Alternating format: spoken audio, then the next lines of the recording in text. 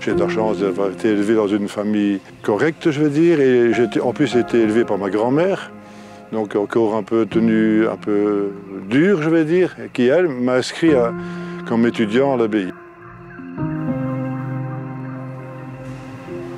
J'ai été recruté par le père abbé de l'époque, mais alors pour entrer ici, il fallait montrer, comme on dit à Rochefort, patte blanche. Ça veut dire qu'il fallait vraiment montrer qu'on était bien, qu'on n'était pas quelqu'un de voleur ou de... Bon, il fallait être correct, tout simplement. Simplement, ben voilà, les pères trappistes se sont renseignés auprès de la police pour voir s'il n'y avait pas de problème avec Vital, hein, Vitas Regnard. Et aussi bien chez le doyen, parce qu'il fallait être chrétien également pour entrer ici, même par la suite, mais enfin bref. Et également à l'école pour voir si mon comportement général, si j'étais quelqu'un de correct. Pour entrer dans une abbaye, à l'époque c'était plutôt l'abbaye plutôt que la brasserie. Chaque année, les pères trappistes prenaient des étudiants pour travailler dans les potagers, parce qu'à l'époque, quand moi je suis entré ici en 1968, comme étudiant au jardin pendant les grandes vacances, c'était principalement pour s'occuper des potagers.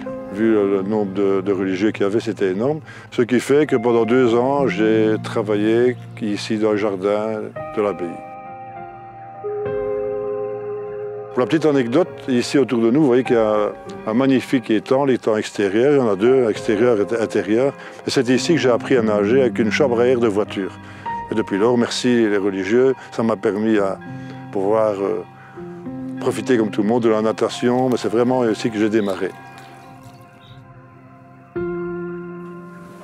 C'est en 1970 que là je suis rentré à la brasserie parce qu'ils cherchaient un opérateur sur la soutireuse, parce qu'à l'époque il y avait très peu de machines. Et c'était à 22 ans, donc à 17 ans et demi je suis rentré à la brasserie, et à 22 ans le technicien de l'époque est décédé du crise cardiaque. Du jour au lendemain, je me suis retrouvé seul au niveau technique, et ce qui fait qu'aussi vite, il y a eu énormément de techniciens locaux qui sont venus se présenter, parce que tout le monde avait envie de venir travailler à la brasserie de Rochefort. Et le père abbé de l'époque m'a fait confiance en disant, ben voilà, on te laisse 6 mois, 1 an maximum, et si tu te débrouilles, si tout va bien, ben tu restes, sinon nous serons obligés d'engager un successeur au technicien de l'époque, Pierre Jomotte.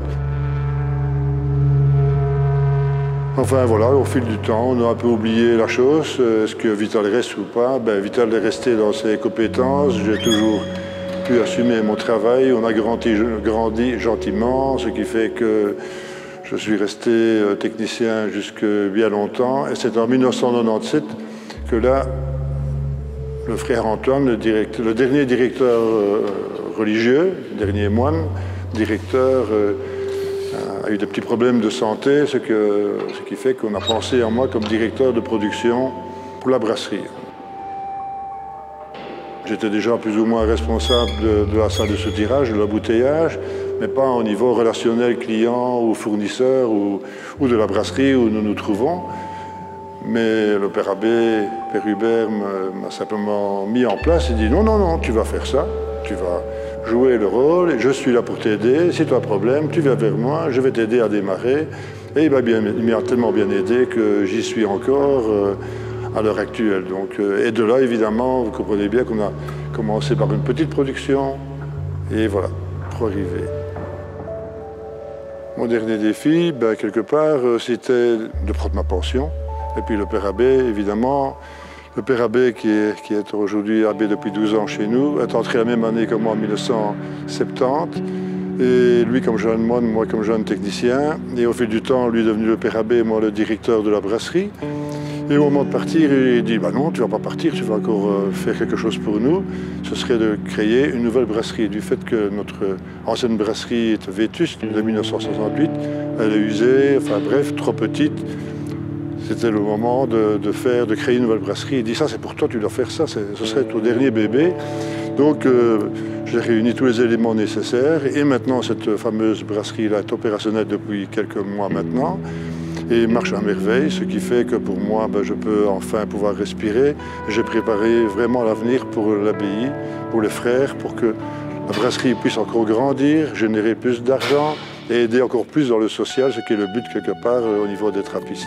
Mais évidemment, même quand j'aurai pris ma retraite, je ne sais pas quand encore, parce qu'on ne me lâche pas, ce sera que je serai toujours disponible pour les pères trappistes de l'Abbaye de Rochefort.